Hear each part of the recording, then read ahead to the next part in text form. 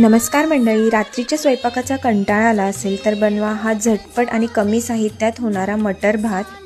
त्यासाठी सुरुवातीला इकडे वाडा कोलम तांदूळ घेतलेला आहे, तो स्वच्छ धुवून घ्यायचा आहे। त्यानंतर इकडे आपल्याला वाटण तयार करून घ्यायचं आहे। कुकरमध्ये तेल गरम करून त्याच्यामध्ये जिरं, खडे मसाले आणि तयार केलेलं वाटण घालून घ्यायचं आहे।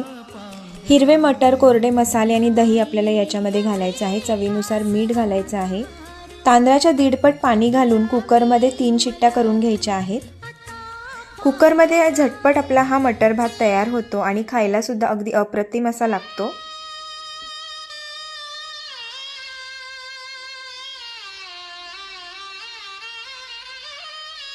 खाण्यासाठी तयार आहे आपला गरमागरम मटर भात। वरून भरपूर असं तूप आणि कोथिंबीर घालायची आहे।